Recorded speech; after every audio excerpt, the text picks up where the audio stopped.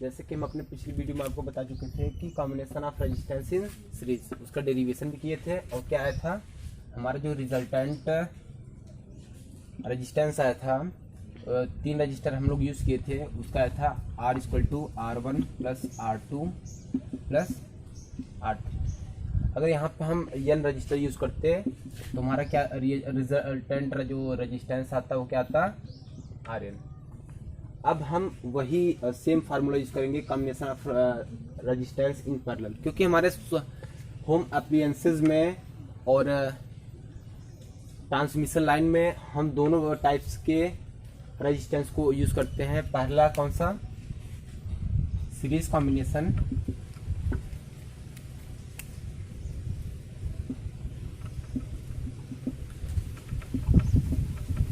And second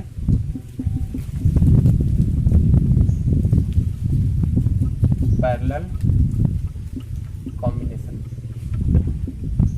जैसे कि हम आपको बता चुके थे कि जो हमारा सीरीज कॉम्बिनेशन था, जैसे मान लीजिए हमारे पास 3 रजिस्टर्स हैं, एक R1 है, एक R2 है, एक R3। तो उसको हम सीरीज कॉम्बिनेशन में अगर ऐड करेंगे तो कैसे ऐड करते हैं, तो जो पहले रजिस्टर का जो रेजिस्टेंस होता है, उसका जो इंड होता है वो किसी इंड से हम डायरेक्टली अटैच कर देते हैं। तो इस टाइप से ऐसे तीनों रजिस्टर हम यूज करते हैं। ऐसे हम किस तरह से ऐसे ऐड कर देते हैं,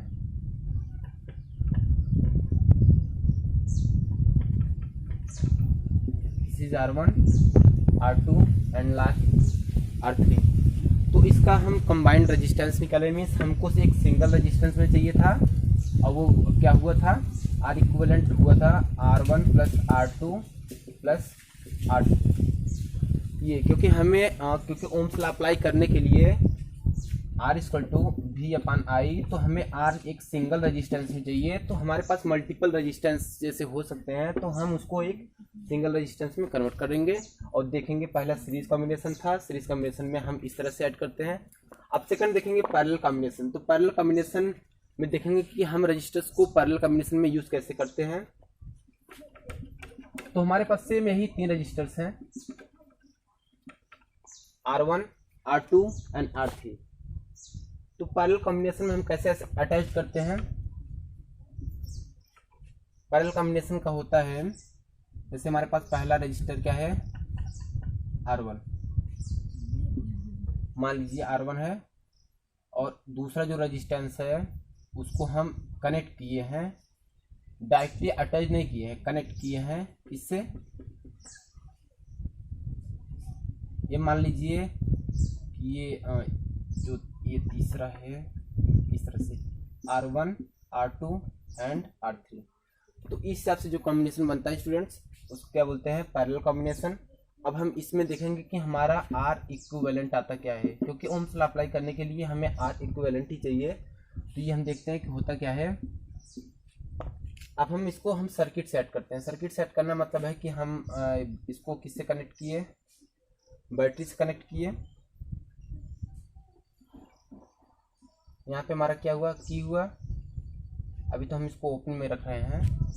फिर हमारा एमीटर हुआ, now this is negative terminal, this is positive, क्योंकि एमीटर का जो नेगेटिव टर्मिनल होता है वो सेल के नेगेटिव टर्मिनल से ऐड होता है, और जो इसका पॉजिटिव होता है वो सेल के पॉजिटिव टर्मिनल से अटैच्ड होता है।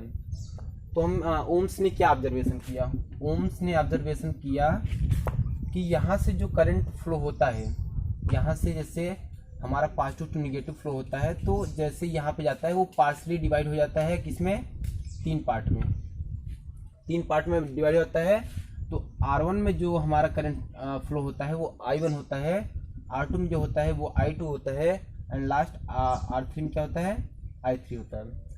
लेकिन यहाँ पे एक ऑब्जर्वेशन देखा गया कि यहाँ पर भी पोटेंशियल डिफरेंस यूज किया गया।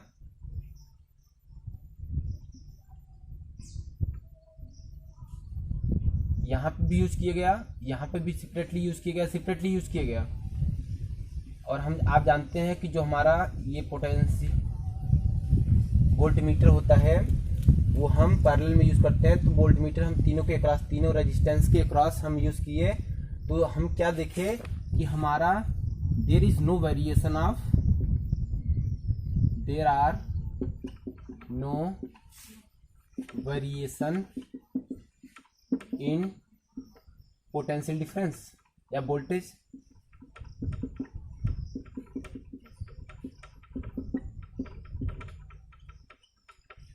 ओके, लेकिन क्या चेंज हुआ, हमारा जो करंट यहाँ से फ्लो कर रहा था इलेक्ट्रिकल करंट, वो जाके तीनों रजिस्टर्स में पार्शली डिवाइड हुआ था। तो उन्होंने ऑब्जर्वेशन किया, उन्होंने V और I कैलकुलेट किया, तो V हमारा क्या था, सेम था तीनों रजिस्टर के अक्रॉस। लेकिन उन्होंने ऑब्जर्व किया कि जो हमारा करंट था, जो टोटल करंट था हमारा इस सर्किट में पूरा फ्लो हो रहा है, टोटल करंट जो था वो क्या हुआ, वो इसका करंट प्लस इस रेजिस्टेंस में करंट प्लस तीसरे रेजिस्टेंस में करंट, मीन्स R3 में जो करंट था उसके इक्वल था। तो हम सबसे पहले अब ओम्स लॉ का अप्लाई करेंगे। हम क्या फाइंड करेंगे, I1 फाइंड करेंगे, I2 फाइंड करेंगे एंड लास्ट I3 फाइंड करेंगे, और तीनों फाइंड करके ले आके इसी इक्वेशन में राइट कर देंगे। तो जब हम I फाइंड करेंगे तो किसके टर्म में आएगा, V और R के टर्म में आएगा। जब V और R के टर्म में आएगा तो हमारा क्या होगा, तो पोटेंशियल डिफरेंस तीनों के क्रॉस पे सेम रहता है, तो V कट जाएगा, तो हमें हमारा सिर्फ क्या आएगा, R में ही आएगा। तो देखते हैं, हम यहाँ पे ओम्स लॉ अप्लाई करते हैं। Apply Ohm's law across resistance, इस रजिस्टर में यूज करते हैं। तो हम R1 के क्रॉस ओम्स लॉ अप्लाई किए, तो देखिए होता है कि R1 इक्वल टू V अपान, अब यहाँ पे देखते हैं करंट कितना है, तो करंट है I1, this is I1। Okay, लेकिन हमें फाइंड क्या करना है, I1। तो हम I1 निकालने के लिए I1 इधर हुआ तो V अपान R1। सिमिलरली ऐसे ही I2 equal to V upon R2। Okay, and I3 equal to V upon R3। तो अब देखिए कि I1 V अपान R1, I2 V upon R2, I3 V upon R3। अब ले जाके इसी इक्वेशन में हम क्या करते हैं, प्लेस करते हैं। तो हमारा जो इक्विवेलेंट रेजिस्टेंस का है I equal to V upon R होगा, तो हम I के स्थान पे V अपान R इक्विवेलेंट रखेंगे, तो V upon R equivalent. Okay, R1 I1 क्या है, वहाँ से देखिए V अपान R1, I2 क्या है, V upon R2, and I3 क्या है, V अपान R3। हम यहाँ से V कॉमन ले लेते हैं, 1 upon R1 plus 1 upon R2 plus 1 upon R3।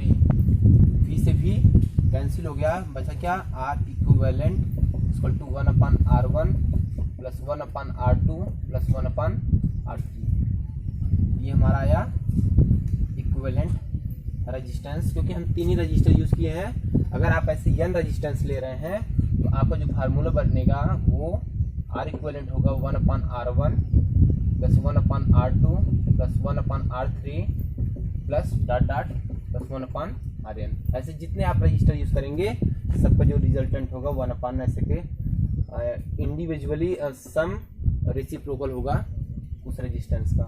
तो ये आपका फार्मूला आया। तो हम आपको बताते हैं कि इसका अप्लायंसेस ज़्यादा होता है, पैरेलल का अप्लायंसेस ज़्यादा होता है कहाँ पे, हमारे होम अप्लायंसेस में। क्योंकि पैरेलल जो होता है, पैरेलल कॉम्बिनेशन में जो हमारा रेजिस्टेंस आता है वो लेस आता है इससे देन सीरीज कॉम्बिनेशन।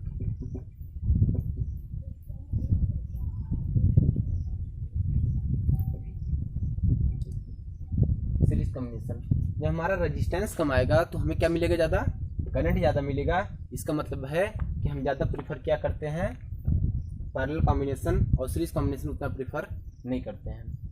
तो जैसे हम अपने होम अप्लायंसेस में जैसे हम क्या क्या यूज़ करते हैं, हीटर यूज़ करते हैं, हीटर, फैन, टोस्टर एंड जो हीटिंग डिवाइस हुआ, चाहे जो भी डिवाइस हुआ, हम क्या करते हैं, हम बोर्ड से ले आते हैं। तो बोर्ड से हम क्या करते हैं, कनेक्ट करते हैं वायर को, और हमारा तो उस टाइप के जो बनता है सर्किट वो होता है पैरेलल कॉम्बिनेशन होता है। और आपके घर में जितना ज़्यादा से ज़्यादा डिवाइस हम लोग यूज़ करते हैं सब पैरेलल कॉम्बिनेशन होता है, कि उसमें रेजिस्टेंस बहुत कम होता है, और सो हमें करंट क्या ज़्यादा मिलेगा, करंट ज़्यादा मिलेगा। तो आपका दो हिसाब से हो गया। क्या हुआ, एक पैरेलल सीरीज कॉम्बिनेशन में था R=R1 + R2 + R3, और इसमें पैरेलल कॉम्बिनेशन में हुआ ये। अब हम आपको एक क्वेश्चन से दिखाते हैं कि कौन सा कॉम्बिनेशन हमारा अच्छा होता है।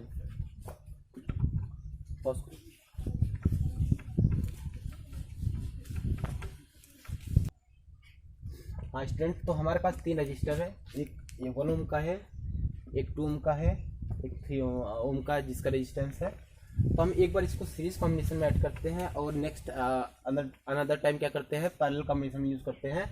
तो देखते हैं कि किसमें हमारा रेजिस्टेंस कम आता है। जिसमें रेजिस्टेंस कम आएगा उसमें हमारा इलेक्ट्रिकल करंट ज़्यादा होगा, और जिसमें रेजिस्टेंस ज़्यादा होगा उसमें इलेक्ट्रिकल करंट कम आएगा। तो वैसे हम देख लेते हैं कि हमारे बेनिफिट के लिए कौन सा रेजिस्टेंस अच्छा होता है। तो यहाँ सबसे पहले इसको सीरीज में ऐड करते हैं, तीनों रेजिस्टेंसेस को। तो इन टू इंड पॉइंट एक डायरेक्टली अटैच करते हैं। तो उस टाइप से जो कॉम्बिनेशन होगा वो क्या होगा, सीरीज कॉम्बिनेशन होगा। ओके, तो अब देखिए, तो जो हमारा R है वो क्या होगा, R इक्विवेलेंट। आपको हम पहले ही बता चुके हैं कि जब हम सीरीज कॉम्बिनेशन में ऐड करते हैं तो हमारा R इक्विवेलेंट जो फार्मूला होता है वो होता है R1 + R2 + R3। हमारा R1 क्या है, 1 ओम है, R2 क्या है, 2 है, 2 ओम, और R3 क्या है, 3 ओम। तो कितना हुआ, 6 ओम। तो हमारा R इक्विवेलेंट आया 6 ओम। अब हम इसी रजिस्टर्स को हम किस में ऐड करेंगे, पैरेलल कॉम्बिनेशन में अटैच करेंगे। तो कैसे होगा,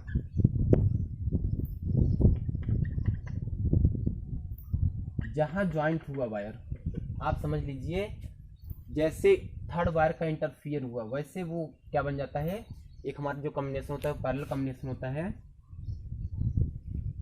तो फर्स्ट मान लेते हैं 1 ओम का है, मान क्या लेते हैं, है ही 2 ओम का है, और तीसरा है 3 ओम का। तो हमारा जो R इक्विवेलेंट आता है वो क्या आता है, 1/R1 = 1/R1 + 1/R2 + 1/R3। R1 क्या है, 1 है, 1/1 + R2 क्या है, 1/2 + R3 क्या है, 1/3। तो इनका एलसीएम लेते हैं, 6 आता है, और क्या आता है, 1 6 जा 6, 2 3 जा, तो 3 1 जा 3, 3 2 जा 6, 2 टाइम्स 1 में मल्टीप्लाई करेंगे 2, सो 6 3 9 2 11/6। 1/R इक्विवेलेंट = ये। तो जब इसका रेसिप्रोकल करेंगे तो R इक्विवेलेंट निकालेंगे तो हो जाएगा 11/6। देखिए ये क्या है, प्रॉपर फ्रैक्शन है जिसका डिनोमिनेटर बड़ा है न्यूमरेटर से। तो जो इसकी वैल्यू आएगी वो लेस देन 1 से कम आएगी, मतलब 0 से ज़्यादा आएगी, 1 से कम आएगी। और यहाँ पे कितना था, 6 ओम का रेजिस्टेंस था, यहाँ से 1 ओम के रेजिस्टेंस से कम आ रहा है। इसका मतलब है कि हमारा करंट सबसे ज़्यादा किसमें पास होगा, इस पैरेलल कॉम्बिनेशन में पास होगा। तो मोर current passes through parallel combination than किससे, series, than series combination. Okay, तो अब नेक्स्ट वीडियो में अब सिर्फ और सिर्फ हम आपको न्यूमेरिकल कराए थे। जैसे हम अपने कुछ या तीसरे या चौथे वीडियो में हम आपको क्या दिए थे कि इलेक्ट्रिकल पोटेंशियल डिफरेंस और इलेक्ट्रिक करंट से रिलेटेड आपको कुछ क्वेश्चंस दिए थे। तो हम वहाँ से भी उसको भी कुछ क्वेश्चन सॉल्व कराते हैं। ऐसे बहुत सारे स्टूडेंट आप में होंगे कि जो क्वेश्चन को नहीं कर पा रहे हैं, और कुछ तो जो स्कॉलर बच्चे हैं वो तो कर ले रहे हैं। तो हम आपको स्टार्ट से बताएंगे, 1-2 क्वेश्चन उससे रिलेटेड बताएंगे, हार्ड बताएंगे और सिंपल बताएंगे, तो आप लोग आसानी से कर लेंगे। अब हम आपको न्यूमेरिकल कराएंगे। अब इसके बाद जो आता है वो आता है heating effect of electric current. तो अब वहाँ पर ना जाके हम क्या करेंगे, हम इन सब से जितना हमारा फार्मूला बना है उन सबसे रिलेटेड हम क्या पढ़ेंगे, क्वेश्चंस पढ़ेंगे। Thank you.